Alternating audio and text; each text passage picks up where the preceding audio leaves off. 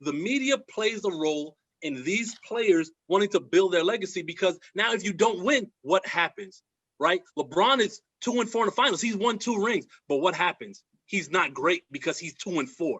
You hear that all the time. Okay. What does that have to do with pressure? We're here to talk about pressure. Are you serious? No, we're not talking about. Is that a serious question? It is a serious question. What does winning rings have to do? Carl, we're not talking about winning rings. Answer the question. We're talking about pressure. The question was about winning a championship is pressure, Carl. But that has nothing to do with the play. Chris Paul for years for quote unquote playoff failure. We're talking about pressure. You called James Harden a bum. We're talking about pressure. And you know what James Harden had to say about? Does James Harden care what I have to say? James Harden a bum. Does James Harden care what I have to say? At the end of the day, it matters about the players and what they care for. No, does James Harden care what you have to say? It does. Does he care? Are you not a fan? Yes or no? Yes or no? Does he care what I have to say? Does he care what I have to say? Are you not a fan? Answer my question. Does he care what I have to say as a fan and a media personality? Does he care? You wouldn't know that because you don't talk to athletes. So how would you know that? No. You don't talk to athletes. All right, then. Why does James Harden want out of Houston? But again, why does he want out of Houston? Because of the fans? He wants out because of the fans, or does he want to win? Houston? Because of the fans or no? Because of the fans. Answer the question. James Harden answer the question. Do they care about the fans? You're not answering my question. Because of fans and media. No, it's not. Because of the perception around rings. Greg. So just to Carl's question, does James Harden care what Carl Kalanch says about him? No, he doesn't care what Carl thinks because nobody cares what Carl thinks. Personally, that just proved my point. Does he care about the media? However, he cares what the media thinks. Otherwise, he wouldn't be asking out of Houston. No, that's not why he's asking out of Houston. What do you think about that? No, that's not why he's asking out of Houston. He's asking out of Houston because they haven't. They got a new coach. They're not surrounding him with the players that he needs to win. And again, going back to Kyrie Irving. But again, I'm going to go back to what I said. I have a quote here from Kyrie Irving. He said, when it comes to dealing with pressure, and we're talking about pressure, right? Because that was the question that Greg asked. Because Greg didn't talk about what media people say and all these other things. Talk about what media people say? You said the question. What was your question, Greg? Tell me what the question was. Was the question not talking about pressure? I'm not playing semantics. I'm answering your question. You are. Okay, no, I'm not, because I'm answering your question. Kyrie Irving, when asked when it comes to dealing with pressure, he says, it's just fun, man. That's all. It's pretty simple. They don't really see it as a pressure situation. It's just fun basketball. It's like me being in the park and there's 7-7 and the game is to 8-0 and someone calls a win by 2. I don't want to say that this is like playing the NBA, but to me, it's that kind of thing that sees as fun as playing basketball. So that's what we're talking about when it comes to dealing with pressure. Did I not say the pressure is not on the individual play, but on the legacy? I did say that, right? From who, though? That was my opening statement. That's what I said. Because Carl can't listen. No, I do listen, but you can't answer the question because when we're talking about pressure, though. That's my issue, is that you wanted to come here and talk about pressure. I'm speaking about pressure. No, you're not. Yes, I am. No, you're not. Okay. This is why you suck at debating. No, this is why you suck at debating, because you're not listening. You wiggle around the direct question. I'm not wriggling around the question. What are we arguing here, Boss? Are we arguing off the court pressure or on the court pressure? Greg, can you clarify this?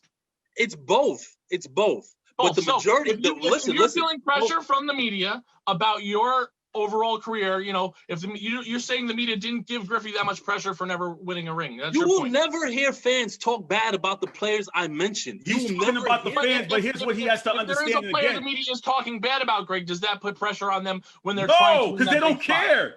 Absolutely. They don't care. James Harden has accomplished everything he possibly can in the NBA with the exception of winning an NBA championship. Why does he want to force his way to Brooklyn? What does that give him the best opportunity to do? Cement his legacy. That is based on, because what happens, this person on the other side of the screen right here is the same person 3 years ago that argued with me that James Harden is a bum because of playoff failures. And he has the audacity, the gall to sit here and talk about who is Carl, what does he care about Carl, when he was arguing that the same playoff failures is what taints his legacy? Come on, what are we doing here? Okay.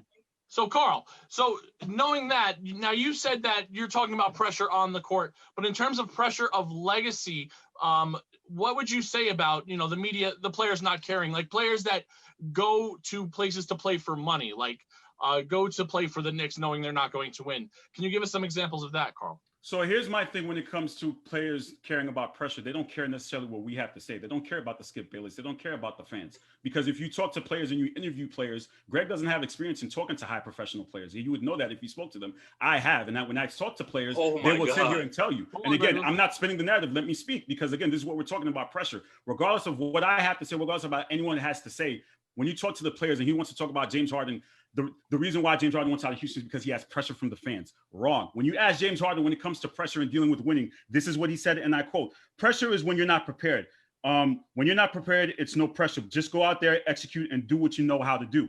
I'm going to continue here when it talks to James Harden. He also said, while Harden's efforts long story short, James Harden says the pressure is on himself.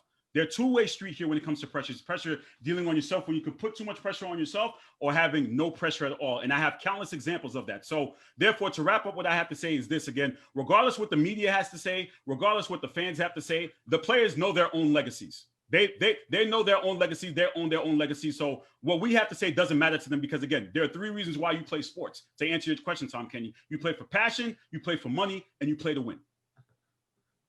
Okay. Carl. Well summed up. Greg, would you like to reply to that? Yeah, Carl. You spoke a lot and said nothing. Like that's one of your greatest talents. Sure, but you keep deflecting what I just said, and I just gave you all the facts. No, because you're deflecting what I said. I'm not. I just gave you personal. Let me ask you a question. I'm going to ask you a question. Can you tell a player what's pressure or not? I'm going to answer a question. Can you tell a player what's pressure and what's not? Yes or no? Carl, who votes? Yeah, that's not answering my question. Can you tell a player what's pressure or what's not? I let you finish. Greg, give your thoughts about that, and then maybe at the end, if you'd like to answer that question. So, who ranks players based on their legacy? The media, correct? So, TK, I'm asking you. Oh yeah, no, I would agree. The media, yes. The media. So how can this supposed media man here then go out and say that the players don't care what the media think? They only put the pressure on themselves. What kind of cockamamie? Now let me ask him another question. Okay, it's a bullshit. Who votes them into the Hall of Fame? The media? Yes. No, they don't. Get your facts straight. They don't. Jerry Colangelo is the head of the Association for Hall of Famers. That's wrong. Who votes NBA champions? Who wins their NBA championships? Is that the media or the fans? Yo, the players. You talk about me. But I'm telling you, but you're not. Again, you're not listening. You're not listening to my point. Hall of Fame is another part of the game. Is that voted by fans or the media? No. Do the fans have any votes? No. The fans don't vote on anything. So what the hell are you talking about? So it's funny that you keep saying the fans don't vote on anything, but you're not talking about the media aspect, which is what I'm talking about. The media. Which is what the media aspect. But again, it was twofold. The fans regurgitate what the media was twofold. The question was twofold. It was for fans and media. So we basically knocked out the fan perspective. And now when you go back to the media, didn't, because yes, you did. Because when you're looking at the player's legacy, follow the media what is the player's narrative. legacy? I explained that to you in a Kyrie point. TK, let me ask you a question. Or Greg, let me ask you a question. What is the player's legacy? Tell me. What is a player's legacy? Yes. It's based on his accolades. Okay. And if he wins a championship, we don't deal with ifs. Go ahead. Shut up with your stupid ifs. No, it's not. We don't deal with ifs. Answer my question. It can only enhance his legacy. It does not diminish it if he loses. So a player's legacy is basically built off their accomplishments, correct? Yes. Regardless. And the player can still get into the Hall of Fame without having a playoff success, correct? And that's defining their legacy. So that's defining their legacy. And that has absolutely nothing to do with the media. The media doesn't play the basketball. It does not, because the media doesn't play the games. In the post-Jordan era, Carl, why is there always a but when a player doesn't have playoff success? Every single player that has some type of fault in the playoffs, there's always a but. James Harden, Chris Paul, who else can we talk about? Throw names out there. Every time we bring up a player that has the resume and everything needed to be that great player, that should be a first ballot Hall of Famer, but if they have that slight in the playoffs, it's but he don't have a ring. That's fans and media. But again, you're not listening to my point. The fan, when it comes down to pressure, the players don't care. And I keep telling you that, and you keep going back to the original point. They don't care. You have to care about pressure for it to be a factor on you. If you don't care about you have to care for it. You have, as a player, Greg, you've been the player yourself. So you would know what it's like to play at a high level. The difference is I wasn't out there trying to cement a professional legacy. The players don't care. The players don't care. I have a quote here where it says they don't deal with pressure. So you're basically telling me you're taking it and you're trying to twist what I'm saying. I'm not twisting what you're saying. Your pressure narrative. But again, it's not my pressure narrative if that was the question. How is it my pressure narrative if that was the question? Because you're saying that the players don't have pressure. Was that not the question? I gave you several examples. And I gave you examples. I just sat here and gave examples, and I have more examples too. But why did LeBron go to Miami? Why did LeBron go to Miami? Why did LeBron go to Miami? LeBron went to Miami and he teamed up with his friends at the Olympics prior to him in Cleveland that they were going to team up and play with each other. Did he not? Why did LeBron go to Miami? Again, did he not? What did he say? And LeBron put pressure on him. On who? On himself. He did not. The media had nothing to do with him saying it. The fans had nothing to do with him saying it. Him and his buddies decided back in the Olympics that they were going to play with each other. And then when they went to Miami, he put pressure on himself. When he said not 6, not 7, not 8, not 9. Who's that pressure on? Yourself. And again, if you want to talk about pressure when it comes to LeBron has stated himself, the whole pressure thing, like I said, is a two-way street. It's either you put pressure on yourself or there's no pressure at all. And I've said that before because that goes back to the original force a trade to LA? Say that again? I'm sorry? Why did AD force a trade to LA? Because he wanted to win, not because the media told him to. It had nothing to do with the media or the fans. But what you're telling me, and again, there's a whole narrative out there. It's a whole narrative that the players don't care about. You're not listening. You're not listening to me. The players don't care about it. Because you're talking a bunch of shit. No, it's not snipe. I'm going to read a quote right here. LeBron said, and I quote, "I don't really get involved in the whole pressure thing," James said. "I think it exceeds expectations in my life as a professional. I am a statistic that was supposed to go the other way. Growing up in the inner city, I had a single parent household. It was just me and my mother. So everything was done and had to be success. So as far as the game of basketball, I just go out and play and have fun and love and be true to the game and to my teammates and live with the results." So I don't. That doesn't get to me much. That was the question. Be kidding. No, I'm not kidding you because that was the question. You're not listening. LeBron is you're talking a bunch of bullshit, bro. I'm not talking bullshit. I answered your question. LeBron is the most scrutinized player you talked about pressure. Entire NBA in the last 30 can you years. Check him? And you're trying to use a quote about him talking about pressure like the media and the fans do not chastise. They don't care. They don't care. Do you not? His you legacy. Want to talk Creole with you for you to understand? They don't care. You wouldn't know that because you don't talk to athletes. So stay in your lane. You think that's a trump card, bro? No, it's not a trump card. It's the truth. You're trying to use it as that. Because you don't talk to athletes. I've interviewed NBA players. I've interviewed coaches. The list goes on and on for the last 12 years because you love to use your card as a professional. And I'm going to use my card as a professional. And when I talk to them about pressure, they don't care about what the media and the fans have to say because they play the game. That's what it comes down to. And that's you know how I know you're full of shit? I'm not because you are the media and you are supremely. No, I'm not full of shit. I'm not full of shit because I'm answering your question and you can't seem to handle it. I'm answering your question. I'm answering your question. I'm answering your question and you're not listening. That's the problem. So Carl has used quotes and a lot of things the athletes have said. Greg, are you aiming more towards less of what they say and more towards the places they go as a basis for your argument here? He keeps focusing on what they say instead of the actions. He hasn't. What actions? We're talking about the players, and you're talking about the media. I'm gonna let you respond to this. I just want Greg to talk about the action first, and then see what you say next, Carl. Just 1 sec.